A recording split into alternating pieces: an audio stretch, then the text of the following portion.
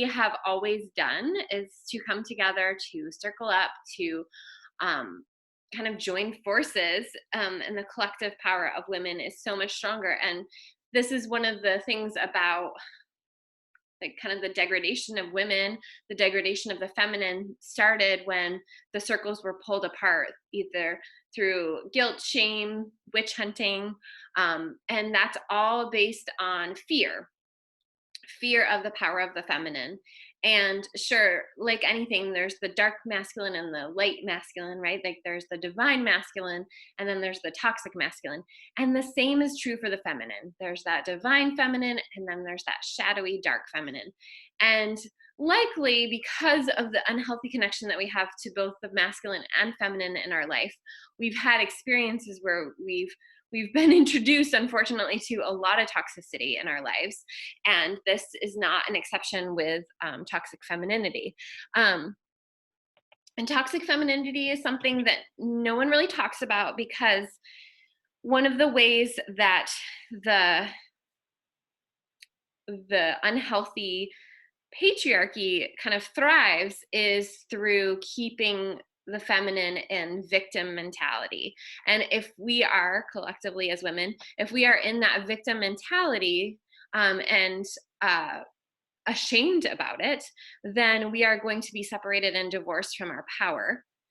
And this is why we don't really talk much about the toxic femininity, because we're victims here. And like, if we went into like really looking at the shadowy parts of the feminine, we would also have to see those really powerful parts of the feminine. And likewise with the masculine, okay? And so when I'm saying this, I have a really hard time with people talking about feminism, like, and even, you know, with the Women's March that happened 2 years ago, I think is beautiful, but it's this idea that we have to get into our masculine for women to be welcomed and accepted. And I have a really strong issue with that. And that was one of my issues with any of the women that have run for presidency, is that I want to see a feminine leadership. And feminine leadership looks very different from masculine leadership. And sure, I'm not saying that we shouldn't vote women into office, even if they are on the more masculine side. I'm just saying that it's something that we really, if we can really honestly look at the toxic femininity and the light side of the femininity, we're going to find so much power of leadership and power of community through that. Okay, so that's why I wanted to do this. I wanted to talk a little bit more and like be really clear about why it's important to understand the feminine and to create space for it. And I also wanted to do a meditation visualization for empowering that. But I'm gonna just, let's see if I can go to the next slide. So what does it mean to be a powerful woman in today's world, but always? One of the things that women bump up against a lot is when they do start to become more powerful, or if they were powerful even in their teenage years or as a kid, they were often called a bitch. And this is something that has been seen as a negative thing. And, you know, I think that's starting to shift a little bit. A lot of language use around this word is helping to shift this a little bit. But if we can create fear by name calling and by making women feel less honorable or less of a woman, then we will do that, right? And so one of the ways that we do this is by calling women a bitch. And this is something to really look at in your lifetime if you're worried about speaking your truth or worried about being who you are because someone's gonna think of you as a bitch, call you a bitch, all of those things. And it's something for us to, I'm just gonna mute everybody, sorry, let's see. Okay, and so it's something to really consider if you're not moving forward in your life because you're worried about being called this, it's very common and it's isolating. It's saying that you're different from the majority of women because you're a bitch. And that's not really true, right? Powerful women are bitches. And that's what one of my things is like, bitches shine brighter, because they do, because they're in their power. That's all it means, as a woman being in her power and not willing to be walked all over. And another way that kind of, if you're powerful, you can go into, if you're not careful, is the overuse of martyrdom, which is just overgiving and really sacrificing what you have for the good of others. And the problem with this is that when this is overdone, there's definitely some healthy aspects to this type of thinking. And I think as we come into more feminine leadership, we're going to see more care of everyone, not just care for me and mine. And I'm just going to make sure I stock up on, you know, all the things that I need in my home so that I'm safe and I'm okay. And that's a lower chakra thinking. And as we rise up, we're going to see more of the heart chakra, the care for others, the making food for your neighbors, that kind of thing. And that's a positive thing. Where it becomes a negative thing, or where it becomes too much, is when you're sacrificing what you need, and that's making you, you know, dim your shine and making you think that you can't have something because then I won't be able to share as much with others. And so there's that healthy balance, and finding out like, well, it's okay for me to thrive and also share. And that healthy balance is where we're going to see a lot more of women coming into their power, when they move away from severe martyrdom and into a healthy balance with it. And then once you figure out like, oh, it's okay to be a bitch and it's okay to share and also take for myself and not fall into too much martyrdom, then you come into witch. And this is where there's a lot of fear built up. It's beyond bitch because it's like, oh, this is a woman who knows her power, is okay being a bitch, and also knows how to take what's hers and utilize it for the good of everyone.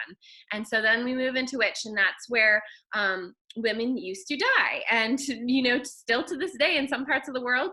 And honestly, like not too far away, we see a lot of holistic care practitioners disappearing, or that kind of thing happening. It's not to say that you're unsafe if you're fully in witch, but it does put a target on your back, because the old ways are only able to continue if we keep that divine feminine from flourishing more and coming into, oh, it's 11:11. I just looked up and saw that. Keep women from getting into their magic. And so this is the magic spot. It's the spot where women can heal others and really provide for their whole community, and know, and they see, and they have the vision for where society could go, and how fear holds society back from going there, and how fear is the most potent motivator outside of love. And so the witch is feared by many, but is in, you know, if she's in healthy, like we talk about with any of these things, if she's in healthy relationship with her witchiness, then she is in a place of love and sharing that with others. And there's nothing more powerful than that. So really, these are the ways in which we kind of evolve as the women leaders that we are. And one of the ways that we can do that is by gathering. And so we can't do this in isolation.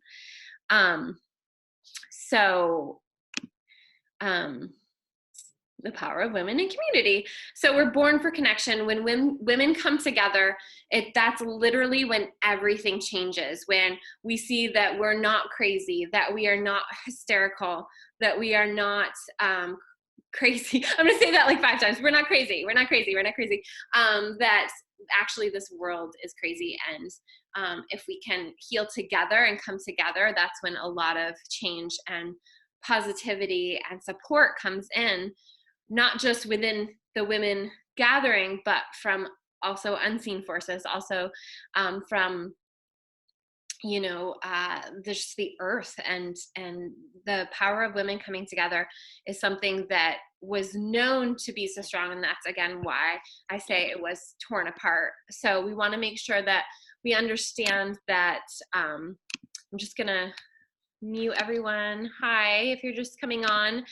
So I'm just talking about how the power of women really strengthens when we come together, and we all can decide what we're going to do with that power. And I will say some of the fear of that, women coming together, is that there have been times where that power was misused, just like with the masculine. There have been times, like right now, where that power is being misused. And so it's in our DNA. I have the belief that we've had many incarnations, most of us, and we're here really to, it's like the earth classroom. We're really here to build upon and keep expanding and hopefully get some of this density cleared from the earth. That is kind of the mission. However, when we come back as a being to this planet, all of that heaviness and that density is on this grid of the earth. And so when we come back into a human body, we feel that heaviness, we feel that density, we feel that pain in our body, that restriction in our throat. Those things are all really real.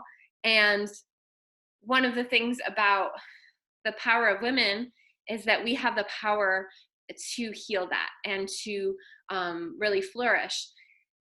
And that inherent memory that we have of times where women misuse their power is really real. And that's why it's played up upon so big in fairy tales and in movies of, the witch's power, and that kind of thing. It's really played upon because it knows it can trigger that fear, like, oh, well, I don't want to be that, so I'm just gonna, be, not so powerful, and I'll just kind of dim my light down a little bit more, because it doesn't feel safe to be in your full power, because there have been times that either you yourself were affected by that powerful feminine, or you were a part of that, or you were affected by that, and there is that DNA memory of that. And so, I will say that the forces that are right now are they are fading that power of that toxic masculinity.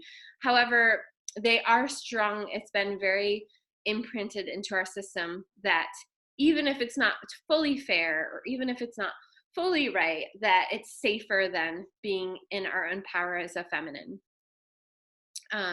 So that's really strong. And one of the things about coming together is that we can see that we all have that fear, and that's real. And that there's also a lot of potential for healing and magic and sacredness and connection to the earth. And one of the biggest kind of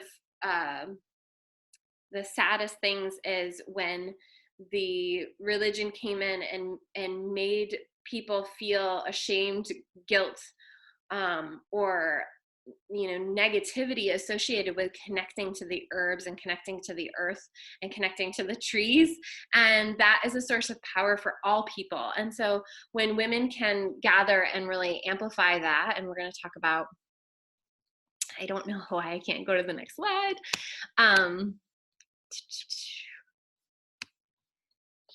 My goodness, this is so silly. I think it's because, there we go. So women are the receivers and the amplifiers. So this is something that is just what women are on this planet. And when I say women, I mean all women that identify as more of the feminine, that are really in that feminine energy more, or want to be in that feminine energy more. Maybe you've been forced to be in more of that masculine role because that felt safer to you than being in your feminine. But women are the receivers and the amplifiers. And so because of this, right, you can see why there's some fear, because we get to choose what we amplify. And this is also why fear is so potent, because if a bunch of women are amplifying fear, they're just amplifying fear, what do you think that propels the masculine to do? To go into protector mode. So that's the whole like war cycle of, as long as we're safe, we're just going to attack these other people and we'll be safe. But that's really the lower brain. That's like the lower level. And if women can learn to be in a place of receiving the good, the bad, the ugly, and then healing, transcending that, and amplifying love, there's nothing more powerful. And so I added this picture, and I think some of them they had to Photoshop in, but this is the 13 grandmothers. They are the indigenous grandmothers from all over the world. And really how powerful it was for them to come together. And it's been something that has been celebrated worldwide, that there is power in women coming together and sharing their vision and amplifying love. So we can't really choose what to amplify if we don't know that we can do it. If we don't know that there's a choice, then we're just going to be on autopilot with what we amplify, right? So this is Venus energy. Venus is the law of attraction. We let out a vibration, that's our amplifying. And then because of that, something is drawn into us, right? Like something, it's that magnetism of the universe. And the feminine is what receives. And so when we're amplifying out, that's going to tell us what is going to come to us. And so if we are amplifying out a bunch of fear, then we're going to be shown that fear. We're going to be shown ways, yes, oh, I'm glad I was so fearful because look there was something to be afraid of. So we will be proven of what we believe and what we amplify out. And if we're amplifying love and we're expecting love, then we will be shown that love. And I don't mean to say that in a way, I want to really like share that there are times when it's easier to amplify love. There are times when it's easier to be in that space and that place.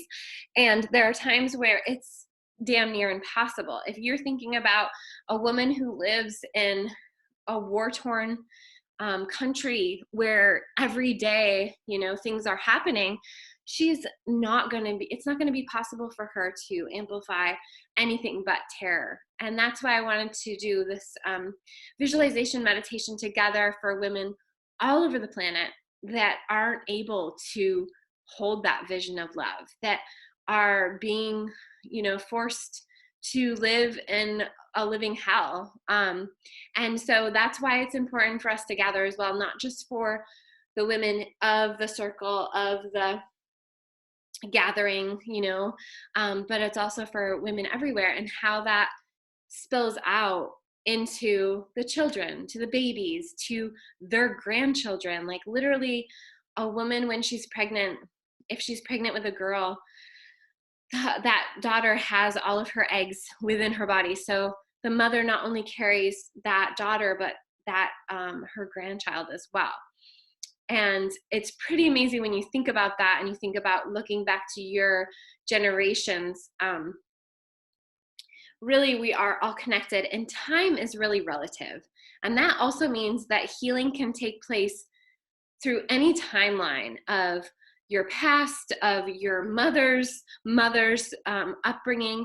You can do that healing work, not for her, but for your lineage that's to follow. And I've seen this so much with my own children and with clients that it's really hard to believe until you see it and you're like, okay, this is real. Like time is relative, and the power of love and healing and what we amplify is really something that it blows my mind. So I would love to have us just do a short little visualization meditation. So if you can get into a comfortable seated position and just close your eyes and breathe all the way down into your belly. And with each inhale, you're just inflating that belly up. And with the exhale, you're just gently tucking the belly in.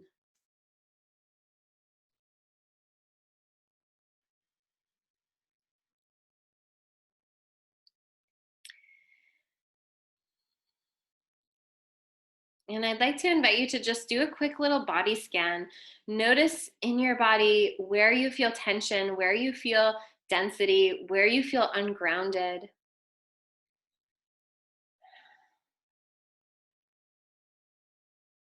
Notice where you feel good, where you feel kind of that juiciness and that lightness and that really yummy grounded energy.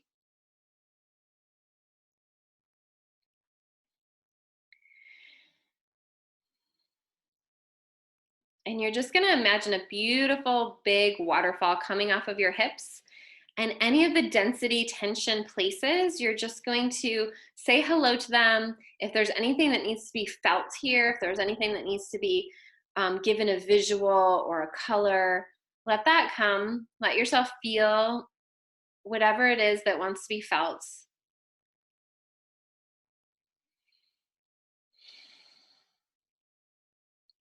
And then ask anything that's not in your highest good to go down your waterfall and into the earth. You allowed it to say what it needed to say, and now it can go away from you and into the earth.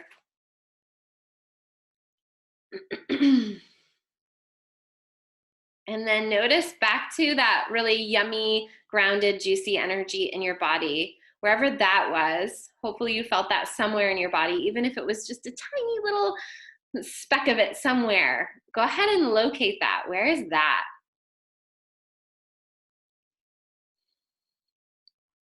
And then I want you to amplify that. Just amplify it, let it grow bigger and yummier and juicier. Let yourself feel this in a way, let it come across in a color. Maybe it's like a golden yellowy color, maybe it's a hot pink, maybe it's a crystal clear blue. Whatever this color is, let it amplify, let it get bigger and brighter. And let it just grow in the place where you first felt it. Really keep sending it love and light and let it get bigger. Let it fill into the places where you felt the density, where you felt the restriction or the heaviness or the just not quite good feeling. Let it register into this area. Let it fill and get brighter and yummier and juicier and grounded. And breathe it all the way through your throat and through your face. And maybe you want to give this feeling or this amplification a name or an emotion. You can do that.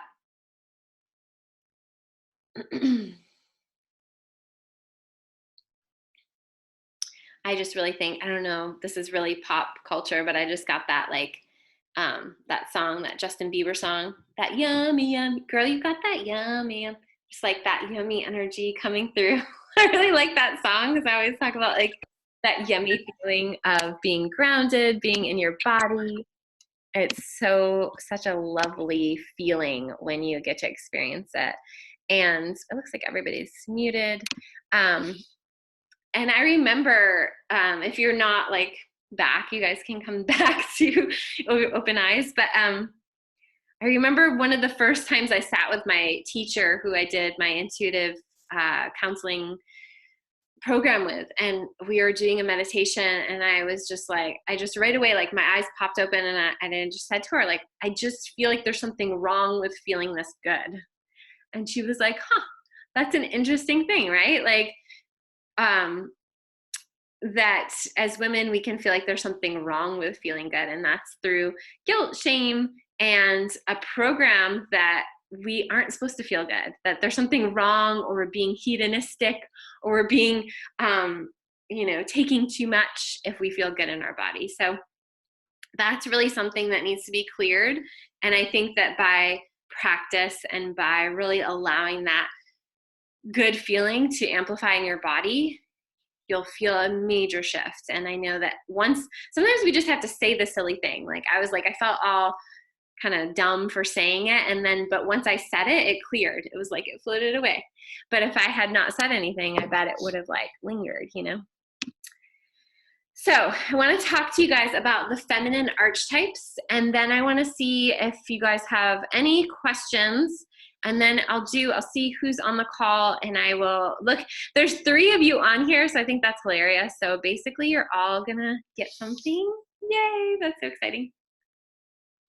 I want to talk to you guys about the feminine archetypes and how this is all like, Women's Day was coming, and I have for a long time really wanted to work with the feminine archetypes in a deeper way. I've I have a undergraduate degree in psychology, and the reason I have that is because of Jung and Jung's work.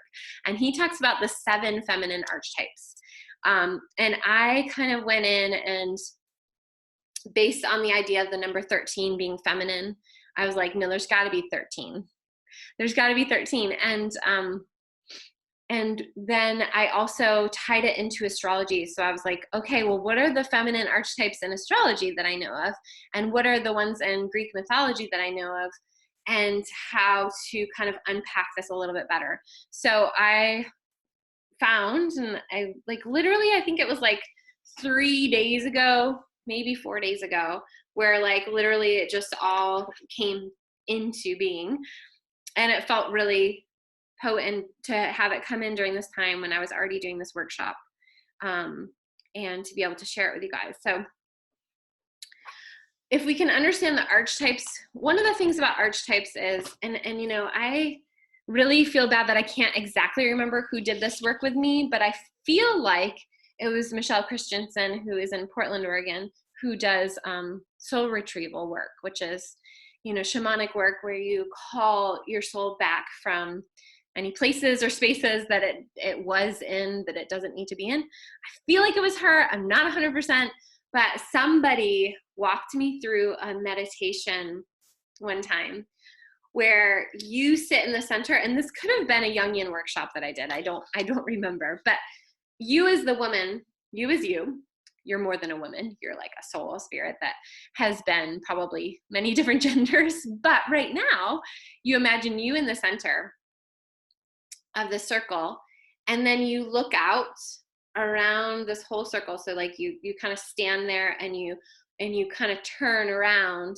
and you'll be surrounded by, I don't know how many archetypes she said, but for me, it's 13 of these archetypes. And each one will be you, but they'll be dressed differently. They'll be in a different stance.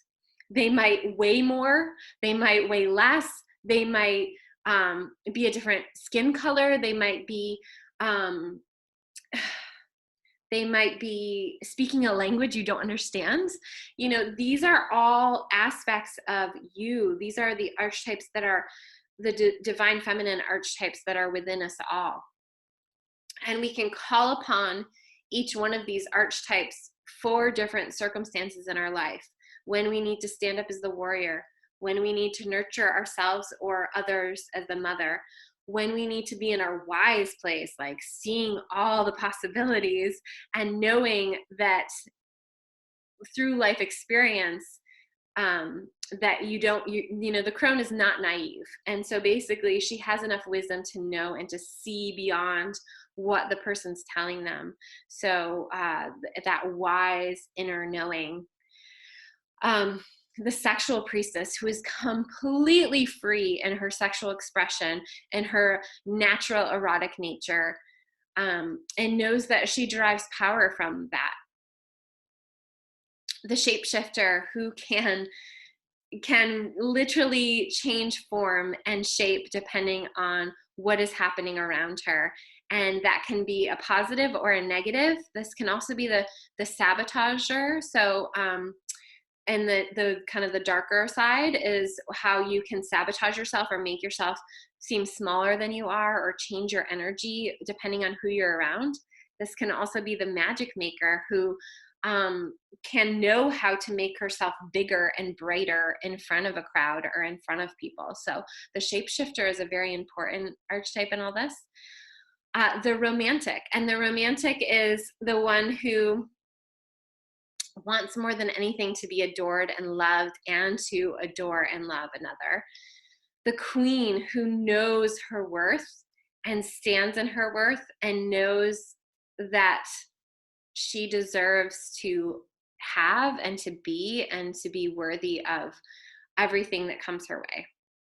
The maiden, who is a little bit more naive, and this is the kind of the shadow side of the maiden, is she is naive, she is vulnerable, she needs to be protected.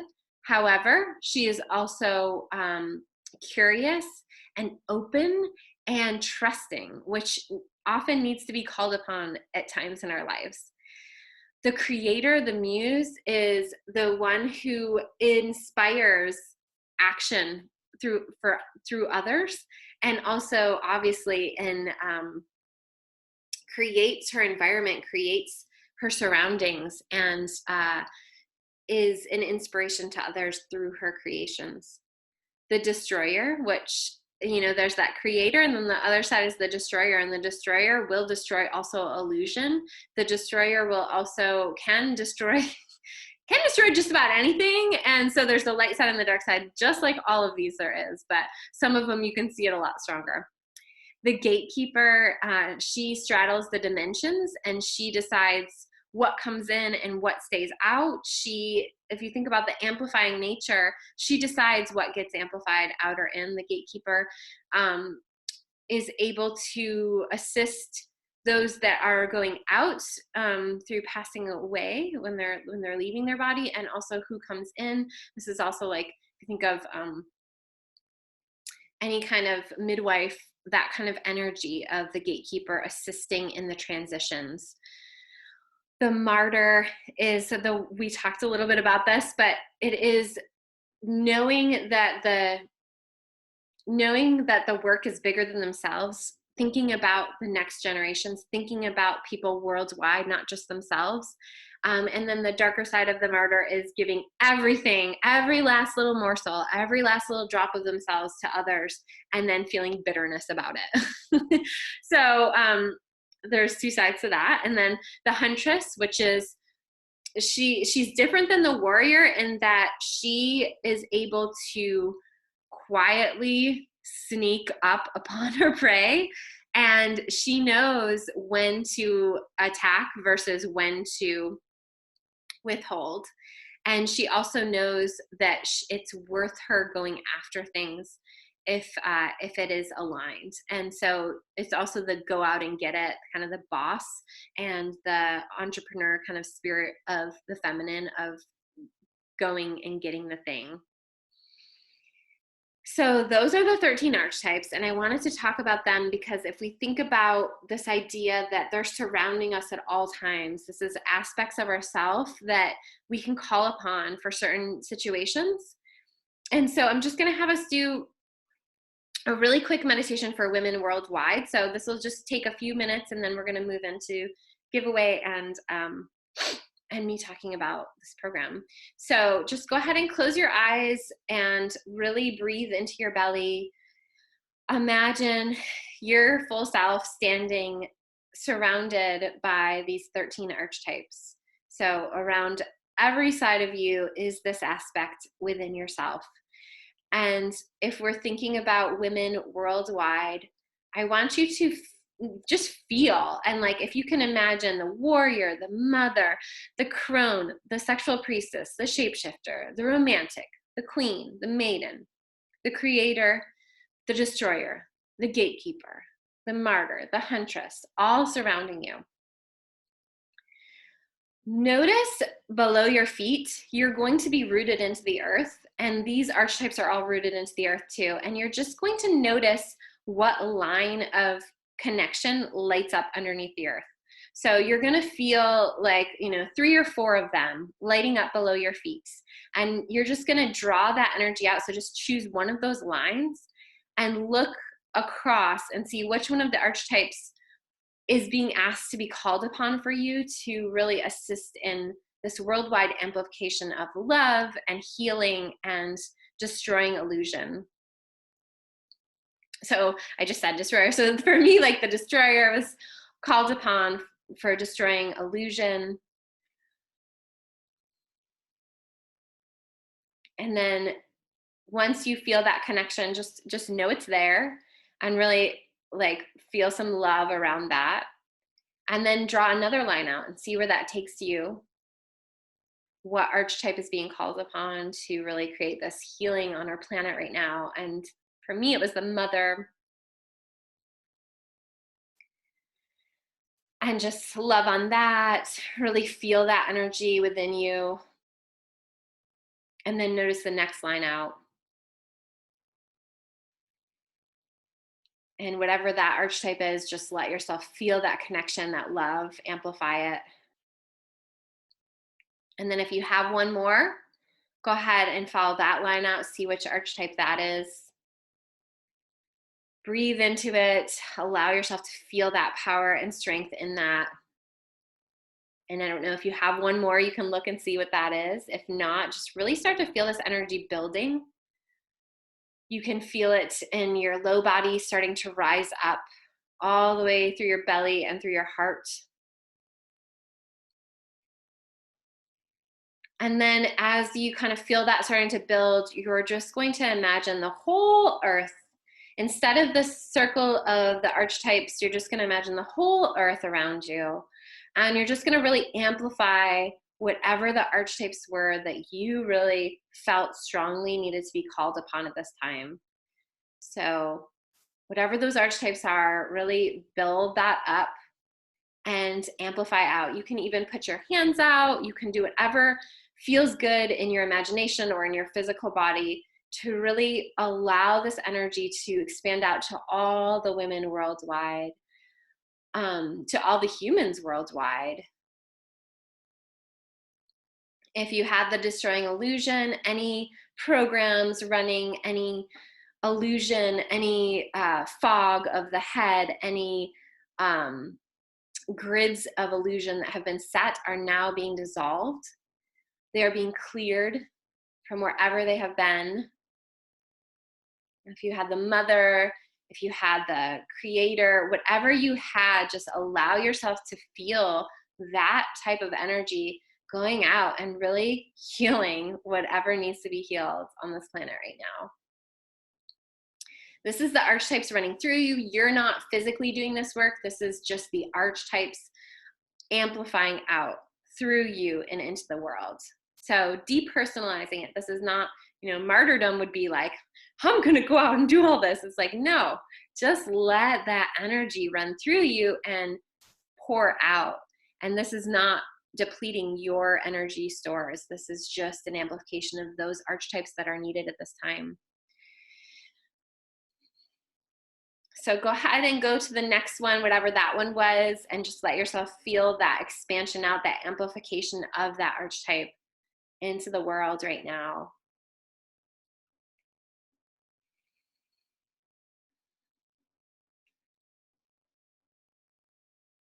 And then if you had one more, go ahead and expand that archetype, that energy running through you, expand it out into the world. You can envision this however you want. It can look like, literally, sometimes I'll just like imagine like emoji hearts or emoji like, stars like coming out and like gifting people that love, but just like really allowing yourself to feel that amplification of pure positive energy.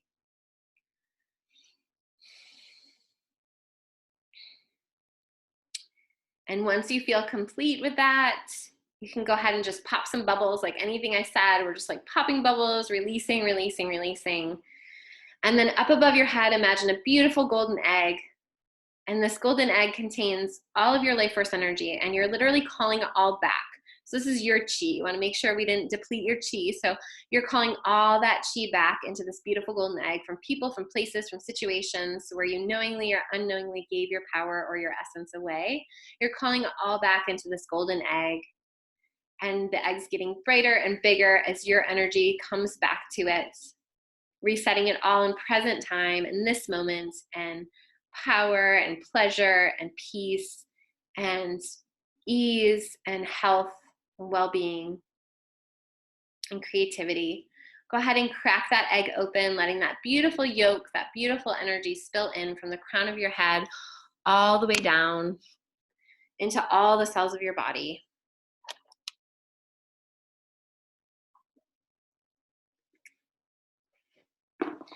Okay, I don't know what happens.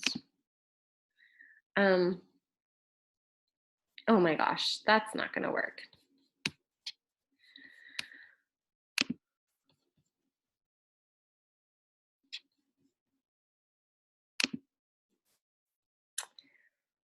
Okay. Sorry. My Zoom is not being my friend right now. Okay, so this is the Divine Feminine, Archetypes in Astrology. I am doing a course. I wanted to tell you about it really quickly, and then I'm going to do the giveaway. So basically, all of those archetypes that we talked about, we dive into each one and connect it to your birth chart. So each one of those divine feminine archetypes is connected in your birth chart to a astral point or astral star or planet or dwarf planet that is going to give you information about how personally you can amplify in your life for your success that energy in a positive and light-filled way. So this course eventually is going to just be online and is going to not probably go into each of how it connects in. So the thing that you're getting if you decide to do this program is that you're getting your personal chart also brought in, and we're going to have group discussion. I really like doing live classes. I just find that it does make sense. And when I do have online programs just running on my website, people tend to like that they can just purchase it and take it when they want. But I love being face-to-face somewhat with people and looking at your personal chart. So in this program, we're going to be doing an introduction to all of this. Again, just going into a little bit more, each of the 13 feminine archetypes, how they connect to your personal chart. And this will help you to understand what is your story and how do you want to tell it? What are you personally going to choose to amplify in your life? Who are you at your most core level? Who are you? Who is your soul? What did it come here to do? How can you call upon these archetypes for help and assistance? And where do you want to go? And who do you want to be? And which archetypes do we need to call in to get you there? So this program, again, like I said, this is probably the only time that I'll be doing it live. It is going to be 14 weeks. So it's going to have that introduction week 1 and then 13 weeks of each of the archetypes. For those of you that register for the course, you will still get your chart even if you can't come to every single one. Like when I've done classes before, usually people might miss one, but I'll still go into your chart even if you weren't there on the live call. So it is going to be a smaller group of women. I'm going to max it at 13. And then it will be available for purchase. I think I'll do each one of the archetypes for purchase as a running thing on my website afterwards. But I would love to have you in the live course. So actually, I don't know why it says today only. So it's through tomorrow, because I know some of you aren't going to be on this live call. So basically, it's the course itself, which is 14 weeks of meeting, which on its own, is a lot. And then you're also getting a one-on-one 30-minute coaching call with me after you go through the 14 weeks to really make sure you understand and what archetypes really we're wanting to hone in for you at this point in your life. And I'm including a yoni egg of your purchase and the how to use video, because I just think every woman deserves to have a yoni egg in their life. I can talk more about that another time. But so the normal price for everyone, and when I'm going to be marketing this a lot more, is going to be $5.95. And again, that's for 14 weeks, 14 calls. And so it's a lot of content. And through Monday, through tomorrow, it's $328 for the 14 weeks, the 30-minute coaching call, and the yoni egg. So if you really are wanting to shift your life and really get into more of your power and more of your trust and more of your amplification of love, this is really a great way to do it. And we'll go into a lot of these topics a lot more. If you have any questions about the program, let me know. I'm going to send a link. So I'll send this replay the video and a link to register through tomorrow for that special rate if you're interested.